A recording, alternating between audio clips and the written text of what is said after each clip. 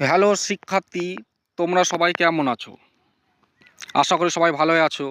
আজকে আমি নিয়ে চলে এসেছি তোমাদের নবম শ্রেণীর বাংলা পাঠ্য ধীবর বৃত্তান্ত নাট্যাংশ।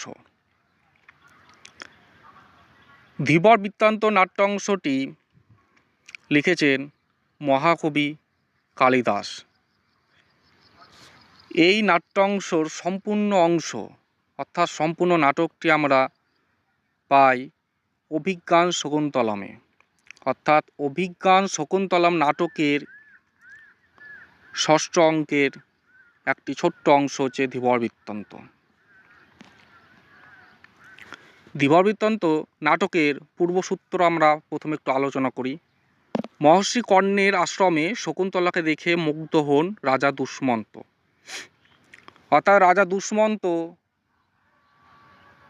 মৃগয়া করতে গিয়ে মহর্ষি কর্ণের আশ্রমে শকুন্তলাকে দেখে মুগ্ধ হয়েছেন। মহর্ষির অনুপস্থিতিতে তিনি শকুন্তলাকে বিয়ে করে রাজধানীতে ফিরে যান। কিন্তু দীর্ঘ সময় পেরিয়ে যাওয়ার পরও রাজা দুষ্মন্ত শকুন্তলার খোঁজ নেন না।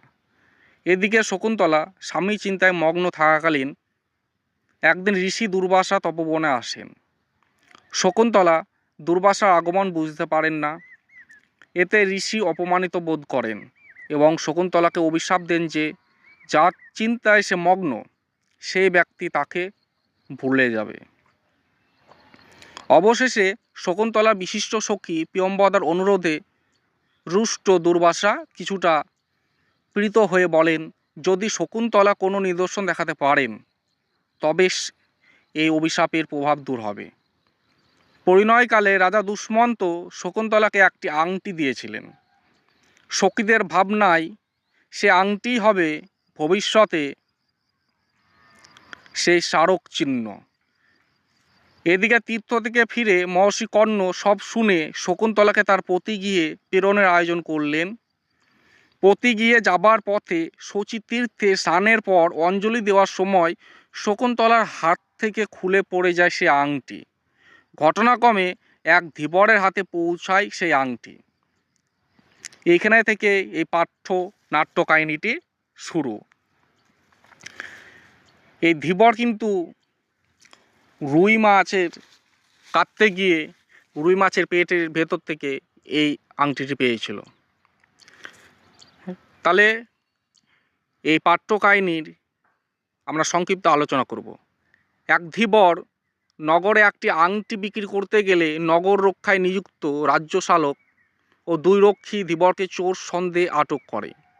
ধীবরকে নানাভাবে জিজ্ঞাসাবাদ করা হয় এবং আংটি প্রাপ্তির সমস্ত ঘটনা পূর্বাপর বলতে বলে। তখন ধীবর তার পরিচয় দেয়, সে কী করে, কোথায় থাকে ইত্যাদির উল্লেখ্য আংটিটি পাওয়ার বৃত্তান্ত বর্ণনা করে। কিন্তু সন্দেহ নিরসন না হওয়ায় দুই রক্ষীকে অপেক্ষা করতে বলে রাজ্যশালক ধীবরকে সঙ্গে নিয়ে রাজবাড়িতে যান।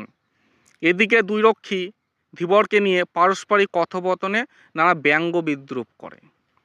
এরপর ধীবরকে সঙ্গে নিয়ে রাজ্যশালক ফিরে আসেন। অর্থাৎ রাজ্যশালক ধীবরের যে আংটিটা, সেই আংটিটা নিয়ে ফিরে আসেন। তিনি জানান সমস্ত ঘটনা যাচাইয়ের পর এটাই পরিষ্কার যে ধীবর সত্য কথা বলছে। অতএব ধীবরকে মুক্ত করতে তিনি রক্ষীদের আদেশ দেন। রাজ্যশালক আরও জানান ধীবরের আংটির মূল্যে সম পরিমাণ অর্থ মহারাজ খুশি হয়ে দিয়েছেন। ধীবরকে প্রদত্ত মহারাজের অনুগ্রহ তথা পারিতোষিক দেখে রক্ষীরা তার প্রতি হিংসা ভরা দৃষ্টিতে দেখে।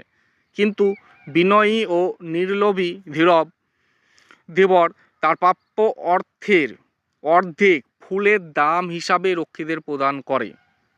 রাজ্যশালক ধীবরের এই ব্যবহারে খুশি হয়ে তাকে বন্ধু হিসাবে বরণ করে নেয়। এই ছিল ধীবর নাটকের সংক্ষিপ্ত কাহিনী। তাহলে আমরা কয়েকটি প্রশ্ন আলোচনা করতে পারি। এরকম প্রশ্ন আসতে পারে যে ধীবর বৃত্তান্ত নাটকটির মূল উৎস কোথা থেকে নেওয়া হয়েছে। তখন বলতে হবে যে অভিজ্ঞানম শকুন্তলম নাটকের ষষ্ঠ অঙ্ক থেকে নেওয়া হয়েছে। এরকম আসতে পারে যে মূল নাটক থেকে আলোচ্য ধীবর বৃত্তান্ত নাট্যাংশটি বাংলায় কে অনুবাদ করেছেন। তোমরা দেখো পাঠ্যে লেখা আছে সত্যনারায়ণ চক্রবর্তী। এই ধীবর বৃত্তান্ত নাট্য অংশে মোট কতগুলি চরিত্র পাওয়া যায়? বর্তমানে এই নাটকে 4টে চরিত্র পাওয়া যায়। ধীবর বৃত্তান্ত নাট্য অংশে প্রথম রক্ষীটির নাম কি? সূচক। দ্বিতীয় রক্ষীটির নাম কি? জানুক। আর নগররক্ষায় নিযুক্ত কে ছিলেন? রাজ্যশালক। ধীবর তাহলে কী করে সংসার চালাচ্ছেন? মাছ ধরে। ধীবরের গা থেকে কিসের গন্ধ পাওয়া যাচ্ছিল? কাঁচা মাংসের। ধীবরকে বাটপার বলে কি সম্বোধন করেছেন? জানুক। আংটিটি পাওয়া গিয়েছিল কোন মাছের পেট থেকে? রুই মাছের পেট থেকে। মাছের পেট থেকে প্রাপ্ত আংটিতে কার নাম খোদাই করা ছিল? রাজা দুষ্মন্তের। ধীবর কোথায় থাকে? চক্রাবতারে। রাজা খুশি হয়ে ধীবরকে আংটির মূল্যের কত পরিমাণ অর্থ দিয়েছিলেন? সমপরিমাণ। শকুন্তলাকে অভিশাপ দিয়েছিলেন কোন ঋষি? ঋষি দুর্বাসা। কার অনুরোধে ঋষি দুর্বাসা শকুন্তলার প্রতি তার অভিশাপ কিছুটা কমিয়ে দিয়েছিলেন? প্রিয়ম্বদা। শকুন্তলার হাতের আংটিটি খুলে যায় কোন সময়ে? অঞ্জলি দেবার সময়। কে জেলের হাতের বাঁধন খুলে দিয়েছিল? দ্বিতীয় রক্ষী। জেলেকে হিংসা ভরা দৃষ্টিতে কে দেখেছিল? জানুক। ধীবর তার প্রাপ্ত পারিতোষিকের কতটা পরিমাণ অর্থ রক্ষীদের দিয়েছিল? অর্ধেক। এই ছিল আজকে ধীবর বৃত্তান্ত নাট্য অংশের সংক্ষিপ্ত আলোচনা আর কিছু প্রশ্ন মুখোমুখি আলোচনা করলাম। অবশ্য তোমাদের যদি এই ক্লাসটা একটু শুনতে ভালো লাগে তাহলে তোমরা আমার এই চ্যানেলটিকে একটা লাইক করে সাবস্ক্রাইব করতে ভুলো না। পরবর্তী সাবজেক্টের